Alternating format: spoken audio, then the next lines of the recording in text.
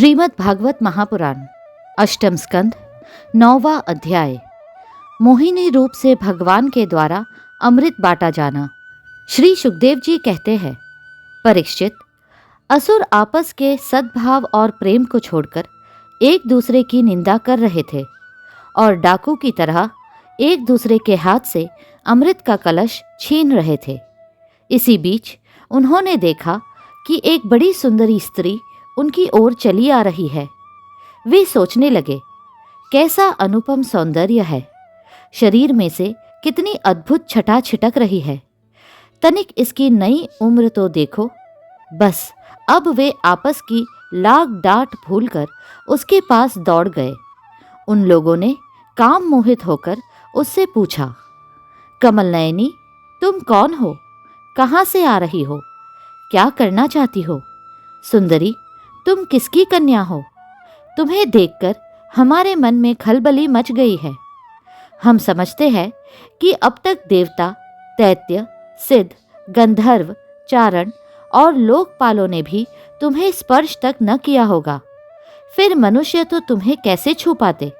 सुंदरी, अवश्य ही विधाता ने दया करके शरीरधारियों की संपूर्ण इंद्रियों एवं मन को तृप्त करने के लिए तुम्हें यहाँ भेजा है। मानिनी, वैसे हम लोग एक ही जाति के हैं, फिर भी हम सब एक ही वस्तु चाह रहे हैं, इसलिए हम में डाह और वैर की गांठ पड़ गई है। सुंदरी, तुम हमारा झगड़ा मिटा दो। हम सभी कश्यप जी के पुत्र होने के नाते सगे भाई हैं। हम लोगों ने अमृत के लिए बड़ा पुरुषार्थ किया है। तुम न्याय के अनुसार निष्पक्ष भाव से इसे बांट दो, जिससे फिर हम लोगों में किसी प्रकार का झगड़ा न हो। असुरों ने जब इस प्रकार प्रार्थना की, तब लीला से स्त्री वेश धारण करने वाले भगवान ने तनिक हंसकर और तिरछी चितवन से उनकी ओर देखते हुए कहा। श्री भगवान ने कहा, आप लोग महर्षि कश्यप के पुत्र हैं और मैं हूं कुल्टा। आप लोग मुझ पर न्याय का भार क्यों डाल रहे हैं? विवेकी पुरुष स्वेच्छाचरणी स्त्रियों का कभी विश्वास नहीं करते। दैत्यों, कुत्ते और व्याभिचारिणी स्त्रियों की मित्रता स्थायी नहीं होती। वे दोनों ही सदा नए नए शिकार ढूंढा करते हैं। श्री सुखदेव जी कहते हैं, परीक्षित, मोहिनी की परिहास भरी वाणी से दैत्यों के मन में और भी विश्वास हो गया। उन लोगों ने रहस्यपूर्ण भाव से हंसकर अमृत का कलश मोहिनी के हाथ में दे दिया। भगवान ने अमृत का कलश अपने हाथ में लेकर तनिक मुस्कुराते हुए मीठी वाणी से कहा, मैं उचित या अनुचित जो कुछ भी करूं, वह सब यदि तुम लोगों को स्वीकार हो तो मैं यह अमृत बांट सकती हूँ।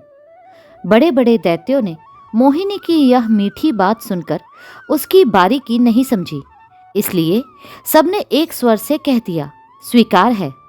इसका कारण यह था कि उन्हें मोहिनी के वास्तविक स्वरूप का पता नहीं था। इसके बाद एक दिन का उपवास करके सबने स्नान किया, हविष्य से अग्नि में हवन किया, गौ, ब्राह्मण और समस्त प्राणियों को घास चारा, अन्न, धन आदि का यथा योग्य दान दिया तथा ब्राह्मणों से स्वस्थयन कराया। अपनी अपनी रुचि के अनुसार सबने नए नए वस्त्र धारण किए और इसके बाद सुंदर सुंदर आभूषण धारण करके सबके सब उन कुश आसनों पर बैठ गए, जिनका अगला हिस्सा पूर्व की ओर था। जब देवता और दैत्य दोनों ही धूप से सुगंधित, मालाओं और दीपकों से सजे सजाए भव्य भवन में पूर्व की ओर मुंह करके बैठ गए, तब हाथ में अमृत का कलश लेकर मोहिनी सभा मंडप में आई। वह एक बड़ी सुंदर साड़ी पहने हुई थी। नितंबों के भार के कारण वह धीरे धीरे चल रही थी। आंखें मद से विह्वल हो रही थी। कलश के समान स्तन और गज शावक की सूंड के समान जंघाएं थी। उसके स्वर्ण नुपुर अपनी झनकार से सभा भवन को मुखरित कर रहे थे। सुंदर कानों में सोने के कुंडल थे और उसकी नासिका, कपोल तथा मुख बड़े ही सुंदर थे। स्वयं पर देवता भगवान मोहिनी के रूप में ऐसे जान पड़ते थे मानो लक्ष्मी जी की कोई श्रेष्ठ सखी वहां आ गई हो। मोहिनी ने अपने मुस्कान भरी चितवन से देवता और दैत्यों की ओर देखा। तो वे सब के सब मोहित हो गए। उस समय उनके स्तनों पर से आंचल कुछ खिसक गया था। भगवान ने मोहिनी रूप में यह विचार किया कि असुर तो जन्म से ही क्रूर स्वभाव वाले हैं। इनको अमृत पिलाना सर्पों को दूध पिलाने के समान बड़ा अन्याय होगा। इसलिए उन्होंने असुरों को अमृत में भाग नहीं दिया। भगवान ने देवता और असुरों की अलग अलग पंक्तियां बना दी और फिर दोनों को कतार बांधकर अपने अपने दल में बैठा दिया। इसके बाद अमृत का कलश हाथ में लेकर भगवान दैत्यों के पास चले गए। उन्हें हाव भाव और कटाक्ष से मोहित करके दूर बैठे हुए देवताओं के पास आ गए तथा उन्हें वह अमृत पिलाने लगे, जिसे पी लेने पर बुढ़ापे और मृत्यु का नाश हो जाता है। परीक्षित, असुर अपनी की हुई प्रतिज्ञा का पालन कर रहे थे। उनका स्नेह भी हो गया था और वे स्त्री से झगड़ने में अपनी निंदा भी समझते थे, इसलिए वे चुपचाप बैठे रहे। मोहिनी में उनका अत्यंत प्रेम हो गया था। वे डर रहे थे कि उससे हमारा प्रेम संबंध टूट न जाए। मोहिनी ने भी पहले उन लोगों का बड़ा सम्मान किया था, इससे वे और भी बंध गए थे। यही कारण है कि उन्होंने मोहिनी को कोई अप्रिय बात नहीं कही। जिस समय भगवान देवताओं को अमृत पिला रहे थे, उसी समय राहु दैत्य देवताओं का वेश बनाकर उनके बीच में आ बैठा और देवताओं के साथ उसने भी अमृत पी लिया। परंतु तत्क्षण चंद्रमा और सूर्य ने उसकी पोल खोल दी। अमृत पिलाते पिलाते ही भगवान ने अपनी तीखी धार वाले चक्र से उसका सिर काट डाला। अमृत का संसर्ग न होने से उसका धड़ नीचे गिर गया, परंतु सिर अमर हो गया और ब्रह्मा जी ने उसे ग्रह बना दिया। वही राहु पर्व के दिन पूर्णिमा और अमावस्या को वैर भाव से बदला लेने के लिए चंद्रमा तथा सूर्य पर आक्रमण किया करता है। जब देवताओं ने अमृत पी लिया, तब समस्त लोकों को जीवन दान करने वाले भगवान ने बड़े बड़े दैत्यों के सामने ही मोहिनी रूप त्याग कर अपना वास्तविक रूप धारण कर लिया।